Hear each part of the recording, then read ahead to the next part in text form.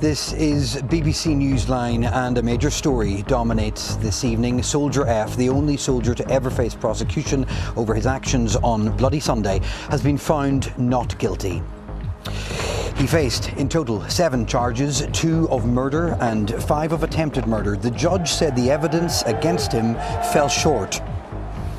The families of the Bloody Sunday victims were in court to hear that ruling. He has been the most protected serial killer in British legal history. He has enjoyed every comfort that a victim should enjoy. So too were those who represent military veterans who served here. Veterans across the whole of the United Kingdom that served in Northern Ireland with honour and courage will be heartened by this verdict today. In other news this evening, King Charles becomes the first head of the Church of England to pray publicly with the Pope. And it'll be windy in some places over the next few days. Quite a cold wind too, with some showers but also some sunshine. I'll have more later.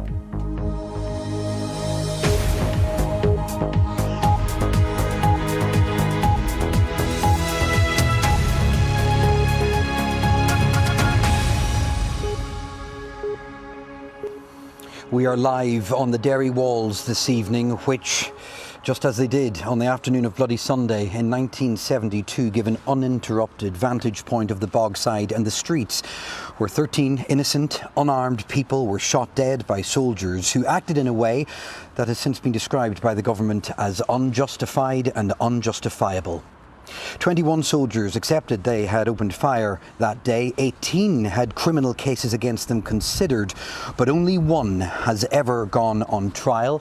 And today, almost 54 years on, that soldier, now an elderly man, was found not guilty. For his own safety and by order of a judge, he is only ever referred to as Soldier F, but he faced 7 charges, and we will step through them. Accused of murdering 22-year-old James Ray, a barman engaged to be married, he was found not guilty. Accused of murdering 27-year-old Derry Journal printer William McKinney, he was found not guilty.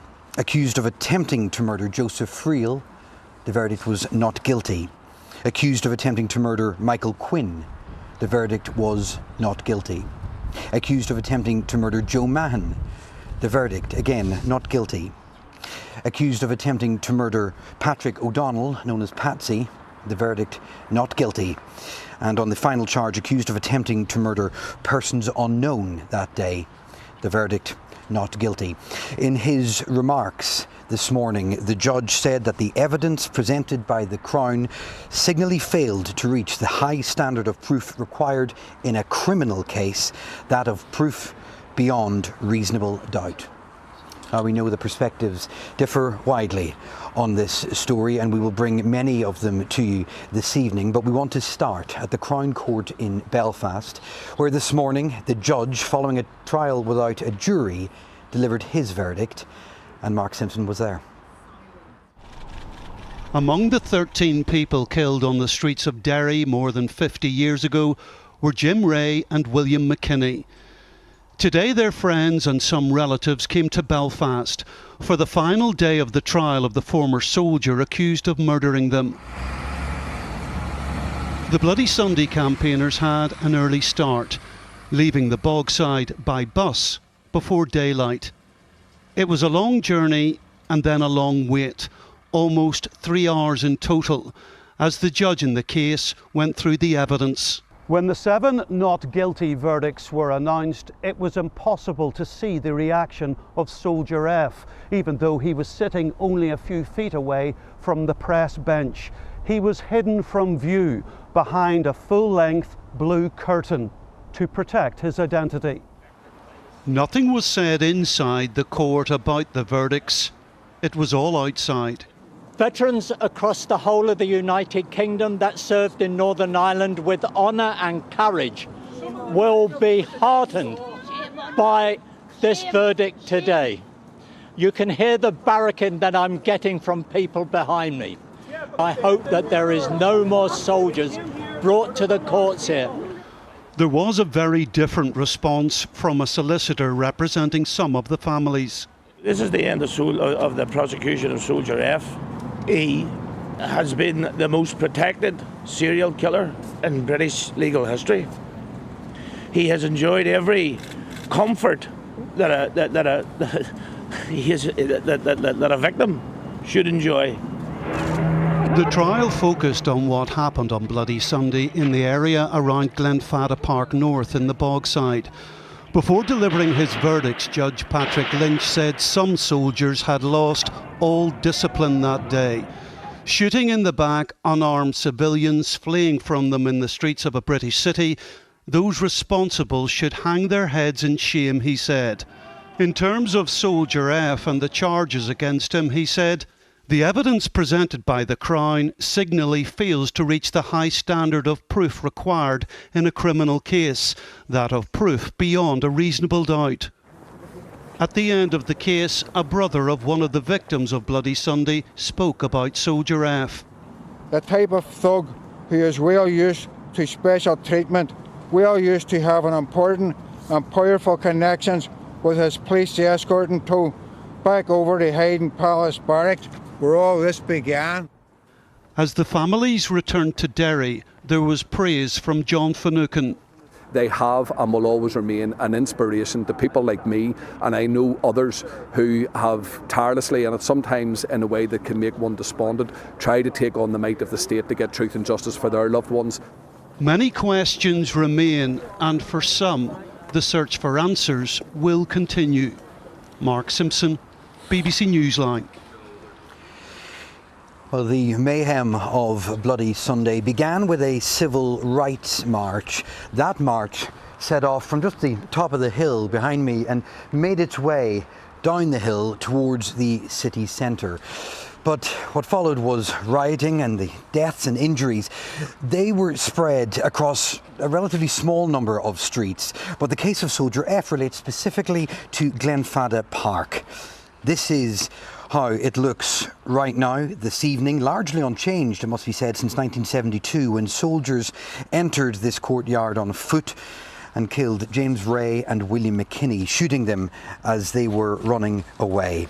My colleague Kieran Tourish has been speaking to some of those who remember Bloody Sunday all too well. To Liam Ray, it's priceless. The last possessions of his brother James on the day he was killed on Bloody Sunday. He's never opened this plastic bag in 53 years.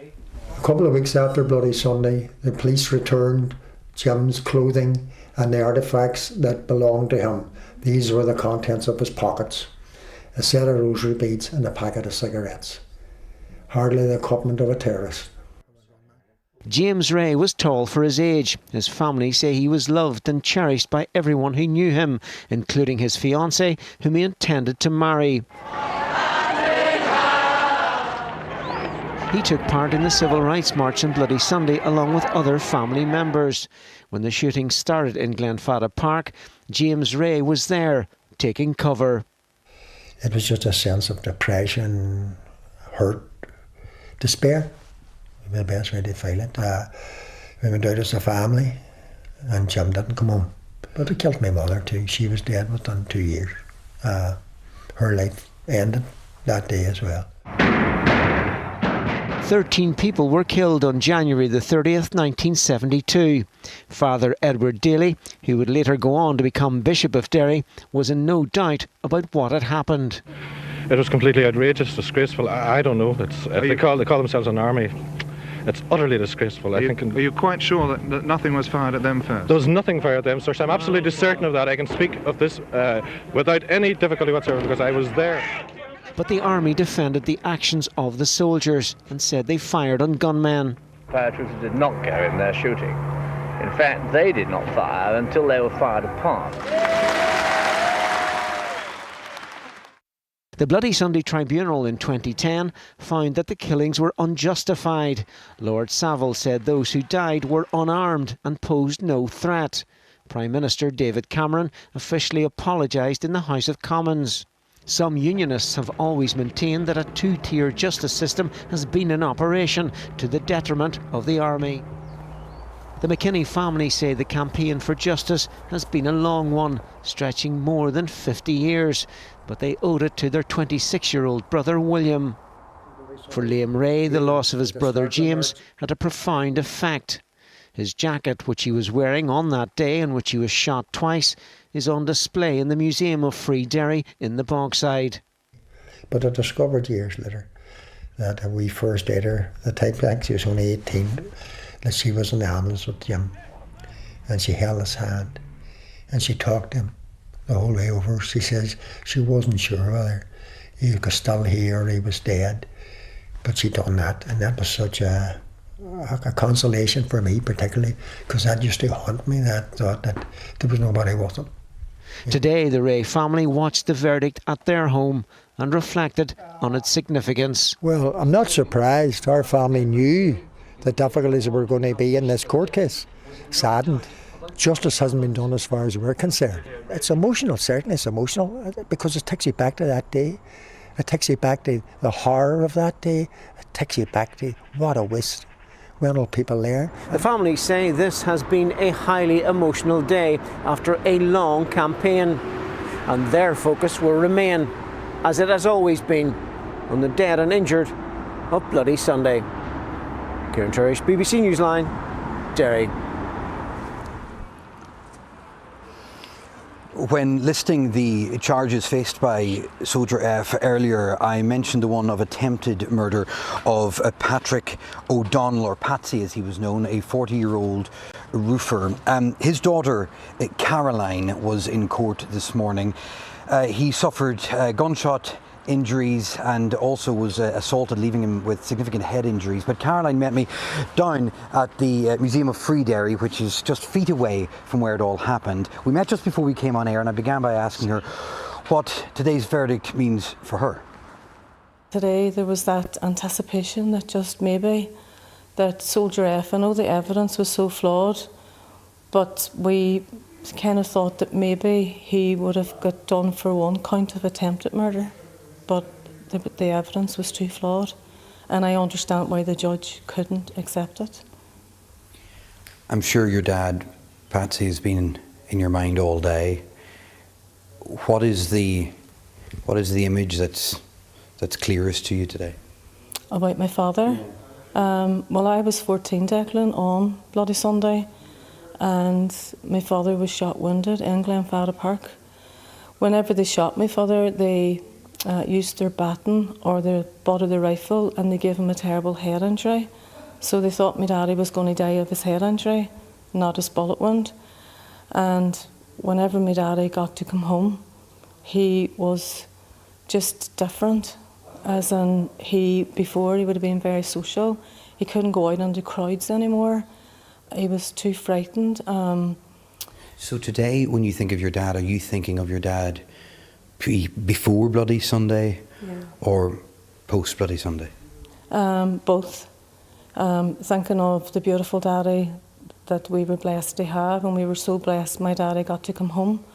And he died before the Savile report came out, which was sad, because my father lived under that blank dark cloud of being a terrorist, a gunman or a bomber, and all the wounded had he lived with that for years until the Savile inquiry cleared them all of any, whether other people would have thought about the wounded on Bloody Sunday. I know you were saying you and the other relatives have had a long day, you haven't even had lunch yet. You're heading off now to maybe gather your thoughts together. But going forward, what is next? I think the 53-year campaign that the families have travelled for truth and justice, and I think with the resilience and endurance that the families have, they're not going to let it go with this. So it goes on? Please, yes, hopefully. For the families and for all the people of Derry who have stood by the families for all these years. Well, the rain is just starting here on the Derry walls. We have lots more to bring you this evening, and as we continue our coverage, we'll go back to Lindsay, who's in the Newsline studio. Lindsay. And joining us now is Northern Ireland Veterans Commissioner David Johnston. Mr. Johnston, thank you for being with us this evening. You acknowledged outside court today the pain experienced by those families who lost loved ones in Bloody Sunday. You also welcomed this judgment. Describe to us how veterans are feeling today. Yes, I think it is important to start with the fact that there were families today, who lost loved ones back on the 30th of January 1972, and for them today, I'm sure it was painful, and just like so many families who lost loved ones during the Troubles at the hands of terrorists, every day when a loved one's been lost is painful, and I want to acknowledge that. But as the Veterans Commissioner, it's my job to articulate veterans' views, and yes, veterans are pleased with the verdict today. While there have been many podcasts, many interviews, many newspaper articles, many people had Soldier F guilty before the trial even started. The reality was the judge looked at the evidence and Soldier F leaves trial today a free man, not guilty of the charges against him. The judge did say today that the soldiers who entered Glenfadda Park North had totally lost all sense of military discipline. He said they had shot unarmed civilians fleeing from them and that those responsible should hang their heads in shame. Mr. Johnston, those are strong words. Today was not an exoneration of Soldier F or indeed the parachute regiment. Do you accept that? Well, Soldier F was on trial today charged with attempted murder, and he's been found not guilty of that, so he has been exonerated of that. But look, Bloody Sunday was a tragic event. There were things that happened that never should have happened on Bloody Sunday. The judge has given his opinion on what he's looked at. I think very often people don't look at the context that soldiers are put into, and I think it's a tragedy that young men who were trained by the state, employed by the state, to use lethal force. The parachute regiment is one of our elite regiments. I think it's fundamentally unfair that the government placed them into a public order situation. So, look, we can analyse the events back then, and I think that's something that we should do. But today, a man is declared not guilty of charges that were levelled against him. Well, listen, looking forward, given what we know now of the government's legacy plans to deal with the past, which would include protections for veterans, do you think that Soldier F will be the last soldier we see in the dock? I don't think he will be, because the current government has allowed for a number of cases to go back into the coronial legal route. And I think you will see a number of other files being passed to the PPS. And I think what veterans want is fairness under the law. We have no problem with being held accountable. And if any veteran, and let me say this, if any soldier broke the law, if any soldier carried out a criminal act, they should be held accountable. But let's have fairness. In 1998, prison doors were opened with politicians walking around Stormont with royal pardons, and yet elderly veterans are being dragged through courts. That's not moral. That is not equivalence under the law. We just want to be treated with proper justice and equal justice in this country. David Johnston, thank you. Back over to Declan now in Londonderry. Lindsay, thanks very much. With me is the MP for Foyle, Colin Eastwood, and also our political editor, Enda McLafferty.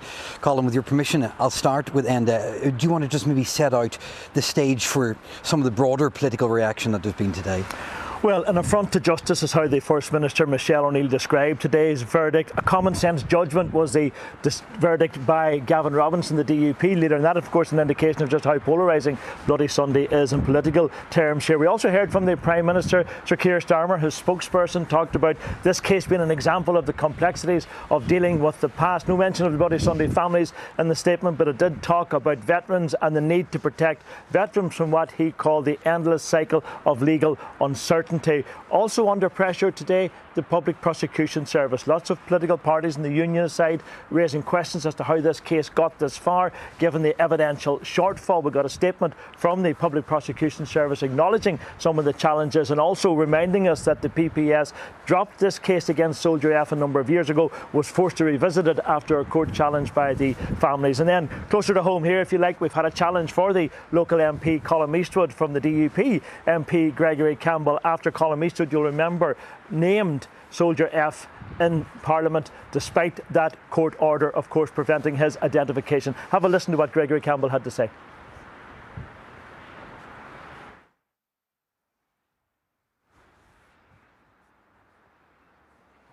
Order under protection of the House of Commons, and now he's named a man who's been found innocent in a court of law. I think he needs to issue an apology, and pretty quickly as well. Colin Eastwood you're talking about? Yes, it is. He named him despite the court declaring that he wasn't to be named, and now he's done that to an innocent man. And Enda, just your sense for the wider repercussions of this? Well, the legacy of this verdict today might well make it more difficult for prosecutions in the future when it comes to decisions as to whether or not to prosecute soldiers. And of course, we have the added complication for the Labour government now, because we will no doubt hear the Soldier F verdict being referenced in the House of Commons by those Labour backbenchers who now want the government to go a lot further in terms of the protection they're offering veterans. Right now, it sits in a side deal alongside the legacy legislation. I would imagine there'll be a big push now from those Labour MPs to get something more solid. And it might well turn out to be the case, Declan, that Soldier F could well be the last soldier we see in the dock for a Troubles-related case. Enda, thank you very much. Colin Eastwood, we're grateful for you joining us this evening. What is your broad reaction tonight? Well, today was a difficult day. Being with those families through that morning was very difficult. But there are people who should be holding their heads extremely high today. They have brought the British state to the dock, and they have proven again that British soldiers come into these streets and murdered people with impunity, and the world now knows that all the victims were innocent. None of them were armed. They were ordinary, decent people campaigning for their rights, and they were shot down. Soldiers like Soldier F, by his own admission, killed a number of innocent civilians on the streets of the Bogside in 1972. That's just a fact. So all those people who are claiming some sort of victory here for Soldier F need to read the Savile inquiry and need to read the judgment of the court today. It's very, very clear. Were you wrong to name him in the House of Commons, as was suggested by Gregory Campbell? No, absolutely not. It's one of the best things I ever did in the House of Commons. And if Gregory Campbell's interested in apologies, the only apology he should be interested in is the one that he owes to the victims' families of Bloody Sunday, because he has repeatedly refused to accept the truth of what happened on that day. But just explain why you remain confident in your choices to do that. Every single person in this city knows Soldier F's real name. He is under no threat. It is a ridiculous protection that he's had. He is a protected species and has been for 53 years. It is absolutely disgraceful that he's been afforded that protection. You talk of 53 years. I suppose there's a question this evening as to whether this case proves that the passage of time, in this case 5 decades, is just too great a hurdle for the criminal justice system to get over. Well, I think what the case actually proves is that the RUC and the British state should have been investigating and prosecuting these people many, many years ago. The idea that there's some sort of lopsided approach to criminal justice when it comes to veterans is just totally and utterly untrue, and it doesn't bear any relation to the facts. But you know what I'm asking about going forward now. People are wondering what this means in terms of seeing justice in the sense of convictions in criminal courts. Well, the reality is any soldier who committed a crime between 1970 and 1974 was interviewed by the Royal Military Police under circumstances in which they were never cautioned, had no legal rights, and that has really blown this case and other cases out of the water, and that was a deliberate choice made by the British government to protect their own people. Colin Eastwood, thank you very much. Well, elsewhere, a momentous day. King Charles has